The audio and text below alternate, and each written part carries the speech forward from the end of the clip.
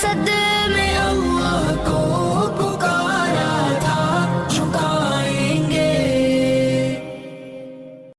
أعوذ بالله من الشيطان الرجيم بسم الله الرحمن الرحيم فسقى لهما ثم تولى إلى الظل فقال رب إني لما أنزلت إلي من خير فقير صدق الله العظيم. So yes, we concluded, left you in suspense, left you on a cliff to say what happened from here.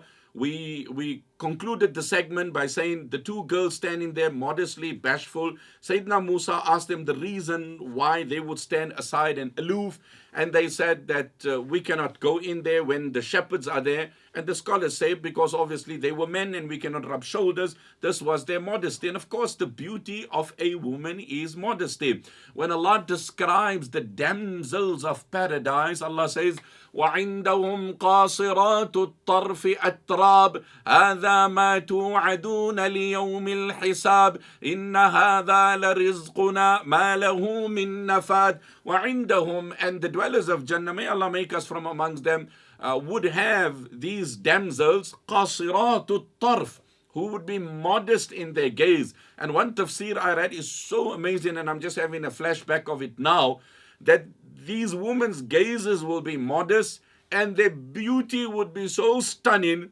that it would actually make the gazes of their husbands also modest, meaning it would drop their gazes down as well. They will be mesmerized by the beauty of these damsels and these spouses. Allah subhanahu wa ta'ala says, مَقْصُورَاتٌ فِي الْخِيَامِ, well guarded in their pavilions. خيرات حسان, خيرات الأخلاق, حسان الوجوه, striking in their character and striking in their appearance and sublime in their character. لم يطمثهن إنس قبلهم ولا جان, and they will not be deflowered by any human or jinn before that. Often when the topic comes about of the damsels of Jannah, and of course Allah describes it, right? كواعب أترابا, they would have well-developed chest and breast. And this is the verse of the Quran, atraba, of equal age. أنشأناهن إنشاء, we have created them. فجعلناهن أبكارا, they would be virgins. عربا أترابا لأصحاب اليمين. And naturally, commonly, often, a sister would ask, and what is there in Jannah for me? My sister, I say this here, Allah has promised that you will be happy. Leave that surprise and wait and see how Allah satisfies you. وَلَكُمْ فِيهَا مَا تَشْتَهِي أَنفُسُكُمْ, and for you in Jannah is what you yearn for, what you pine for, what you crave for, what you incline for. وَلَكُمْ فِيهَا مَا تَدَّعُونَ, and in Jannah is whatever you demand and ask. So rest assured, there will be no shortage, no deficiency, no lack of anything. So I was saying the beauty of a woman, of course, is modesty. Ya ukhti la tarfa'i anki al-khimara fatandami suni jamalaki in aradti karama. Oh my sister, do not unveil yourself. May Allah give me modesty, may Allah give you modesty. One is the dress of modesty and one is the attitude of modesty. We need both. One is the garb of ihram and one is the state of ihram. Your piece of cloth can fall off, but that doesn't take you out of the state of ihram. You could be having the cloth of ihram on you, the towel of ihram on you, but you could be violating the sanctity of ihram. I could be dressed in a modest garb, but I could be doing the direct opposite. So we need to complement both. We need the dress of modesty and we need the behavior of modesty. And when it comes to dressing, then Allah has impressed on a woman in her dress code to be, very much modest and bashful. And when it comes to restraining the gaze, then Allah has put much more limitations on a man than a woman. On a general note, of course, the Quran says, قُلْ لِلْمُؤْمِنِينَ يَغُضُّوا مِنْ أَبْصَارِهِمْ وَقُلْ لِلْمُؤْمِنَاتِ يَغْضُضْنَ مِنْ أَبْصَارِهِنَّ. Tell the men to restrain their gaze and tell the woman. But if you make tatabbu' of the nusus, if you critically analyze the text, you would realize on the dress code of a woman, she's been told to be much more covered and concealed. And a man has been told to be much more protective of his gaze. And this is the beauty of Islam. So they were standing there modest. Sayyidina Musa alayhi salatu was salam, out of his kindness and empathy, took the flock, gave it water. فَسَقَى لَهُمَا, he watered the flock. ثُمَّ تَوَلَّى إِلَى الظِّلِّ, and he set them off. And then he took shelter beneath a shade of a tree. And he said, رَبِّ إِنِّي لِمَا أَنزَلْتَ إِلَيَّ مِنْ خَيْرٍ فَقِيرٍ. Oh my word, when you see how the scholars unpack each word, it's just mind-boggling. Rabbi, oh my Lord, inni verily I, lima anzalta ilayya, the good that you can send down to me. And by the way, anzalta doesn't mean the good that you can send down. It actually means the good that you have sent down. التعبير بالمضارع بدل الماضي فيه الاستعطاف. This is mentioned in Balagha, in Bayan al-Quran. So Sayyidina Musa didn't say, Allah, I desperately need the good that you will send down. He said, I desperately need the good that has come down. So he's used an expression of a past tense, meaning absolutely desperate. I am really down and absolutely begging with my begging bowl. Now, this is a very comprehensive supplication of a Nabi, and we could analyze all the prayers of the Anbiya. By and large, you would find they are comprehensive prayers. Rabbi anni maghloob fantasir. Oh my Lord, I am overwhelmed. Assist me. The prayer of Nuh alayhi salatu wassalam. Rabbi anni massani ad-dur. Allah, been afflicted with pain, and you are the most merciful. Rabbi ighfirli wa li akhi wa adkhilna fi rahmatik. Allah, forgive me and my sibling and include us in your mercy, and you are the most merciful. And so on and so forth. And we often read these du'as, and that's great.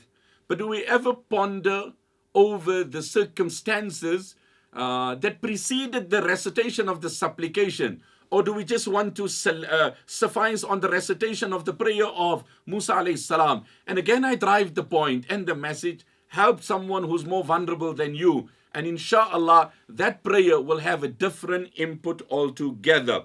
Okay, so the girls leave and they get home, and Musa alayhi salam is now resting beneath a tree, and he has made this dua: Allah, whatever good. And I'm saying, you help, you assist, and then you take shelter on your bed, or retire on your recliner, or sit under your tree, literally or figuratively, in reality or metaphorically, and then say, oh my Lord, I'm desperate. Allah, I've got this here. My son is just relapsing in his issues with substance abuse. Allah, my business is just not opening up. Allah, I'm just not having a breakthrough with my finances. Allah, I'm hoping so desperately for a child. Allah, I'm hoping to reconcile with my sibling, but it's just not happening. So assist, empower someone, and then turn to Allah. And I must also say a point here. Generally when we aid someone and we do it in a voluntary capacity, we feel we don't have to do a thorough job because I'm not being paid for it. Musa alayhi salatu wasalam did something wholesome in an absolute thorough form. And he did it purely voluntarily out of the good nature of his heart. He gave them proper water, adequate water. He attended to everything and dispatched them quickly. And then he took shelter and he cried out to Allah subhanahu wa ta'ala. The girls arrive home ahead of their regular schedule. Ma a'jalakuma ya bintayya. Oh my daughters, today you're home very early. Yes indeed, oh dad, there was a very kind-hearted soul that offered us assistance, gracious, selfless. What's the English proverb? Help someone in whom you see no remote possibility of reciprocation, then you have lived life. Where you know that this person cannot aid you or assist you in any way, and you empower in that person, then you live in life. Ma ahsantuma ya bintayya. But oh my daughters, you haven't done good. It's a strange man, an unknown man, a foreign person. He's been kind to you. You know you should be offering him some form of acknowledgement, appreciation, and reciprocation. And that's precisely what verse number 25 tells us. So this is all the doing of Allah subhanahu wa ta'ala, and the كَذَلِكَ كِدْنَا لِيُوسُف كَذَلِكَ كِدْنَا لِيُوسُف إِنَّ رَبِّي لَطِيفٌ لِمَا يَشَاءُ Allahu latifun bi'ibadi. You must see what the Ahlul Lugha explain under latif. There's so many translations and explanations given to it. I don't want to digress. How Allah does things in unique ways, in a mysterious way. فَجَاءَتْهُ إِحْدَاهُمَا تَمْشِي عَلَى اسْتِحْيَاءٍ. So one out of the two girls came to him, who came to him, إحداهما, one out of the two, تمشي, walking, على استحياء, bashfully. Again, we marvel at the adoption of the words of the Quran. Tamshi, walking, masha yamshi, ala, on, istihya, modesty, right? So almost giving a notion that she was riding a conveyance of modesty. Tamshi ala istihya, قائلة بثوبها على وجهها, having covered herself. The walk was so modest, was so bashful. Al-haya'u shu'batun min al-iman. Modesty is a branch of iman. When you've lost modesty, fasna' ma shi'ta, al-amr bima'na al-khabar, then there's nothing to stop you from doing anything, because modesty is that natural deterrent which Mother Nature has instilled in us intrinsically to protect us against wrong and evil. But once you've violated and broken that, now you're going to do anything. You're going to be, flamboyant. You're going to be brazen. You're going to be blatant. You're just going to deliberately do things, provoke things, because there is no modesty. And one great scholar said, as Muslims, we do everything. We have weddings, we have funerals, we have functions, we have get-togethers. The only difference is that we do it with modesty and simplicity. Well, this is how we ought to do it. How often you would see non-Muslims will be blown away by the funeral of a Muslim ruler, king or monarch. Wow, your funerals are so amazing. I've been intrigued, so simple. It's not an expensive affair. Elsewhere, the undertakers charge an arm and a leg. The very people who we attract to the beauty of Islam by the simplicity of our funerals, what do we do to them when it comes to our weddings and our functions? We drive them away from the deen. Okay, so verse number 25. فَجَاءَتْهُ إِحْدَاهُمَا تَمْشِي عَلَى اسْتِحْيَاء. One of them come walking.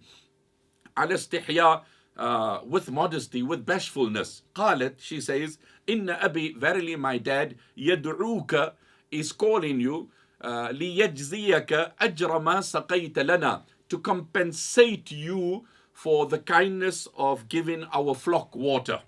Now again, let's see what the scholars write.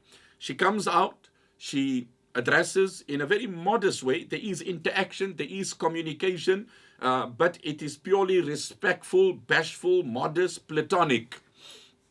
Inna abi yad'uka, verily my dad is calling you, liyajziyaka ajra ma saqayta lana, to compensate you for the kindness that you have displayed.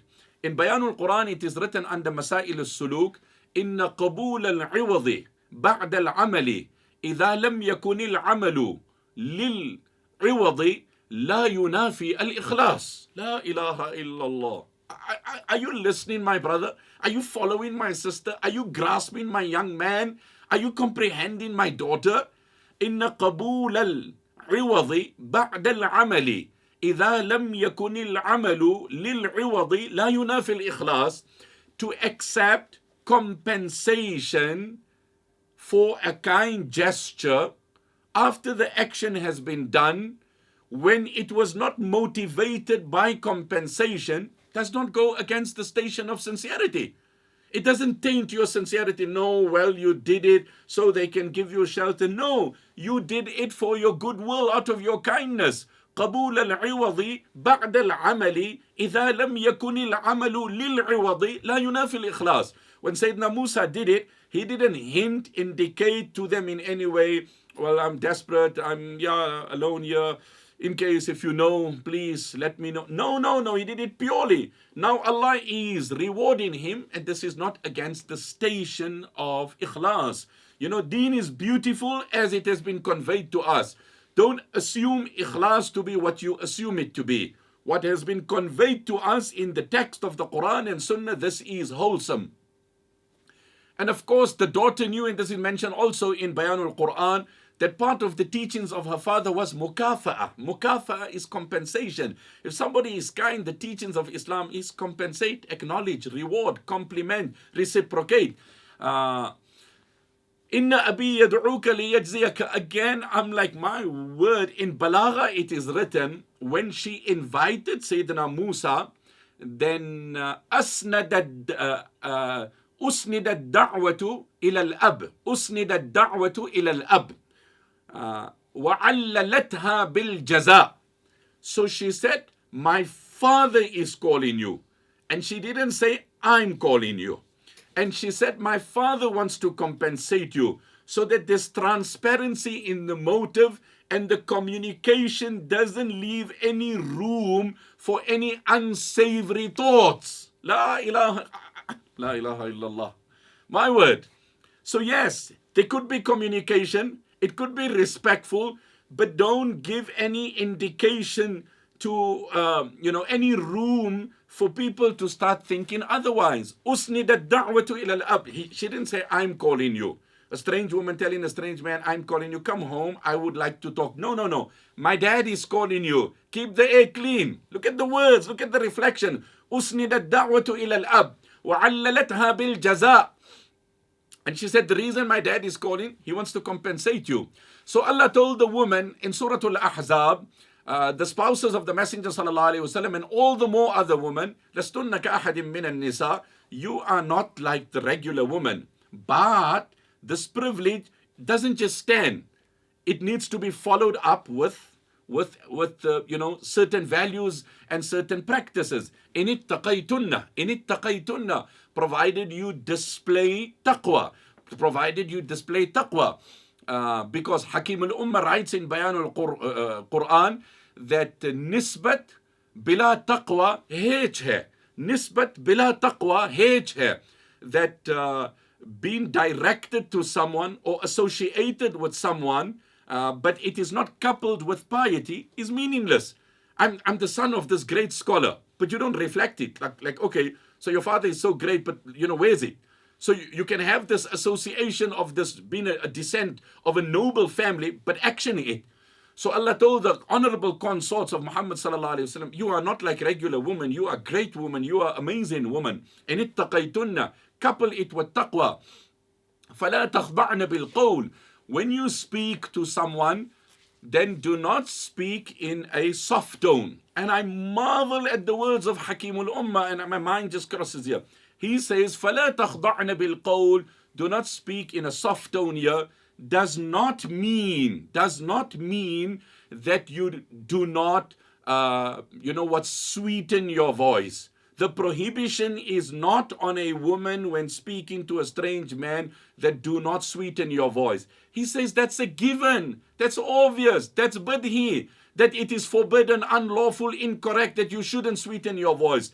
Rather, the prohibition in the ayah, فَلَا تَخْضَعْنَ بِالْقَوْلِ, do not speak in a soft tone, means do not speak in your natural tone, because your very natural tone is sweet. And who can deny that? Who can deny that? The very natural tone of a woman is sweet. And yes, my sister, use that sweet, seductive tone for your spouse.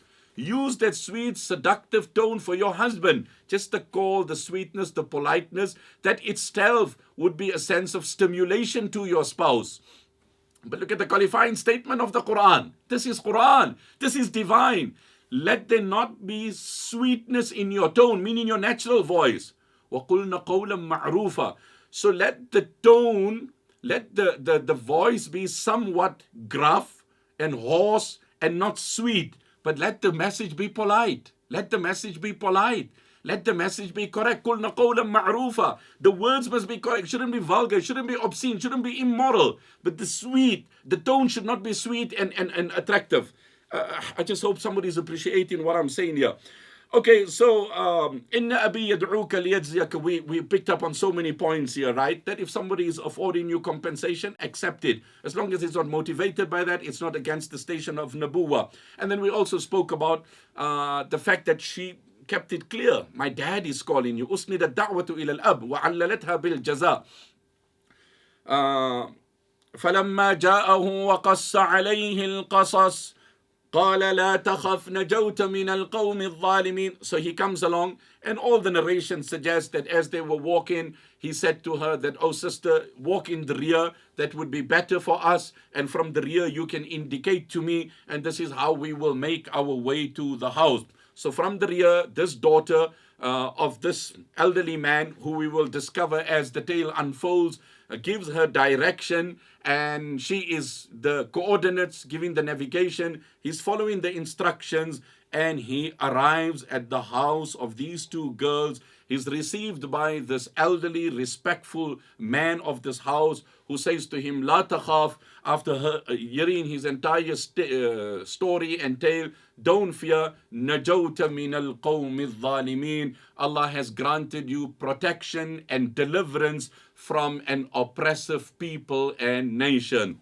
Let's wait and see. He has barely entered the house of this man to whom he has shown kindness to his daughters.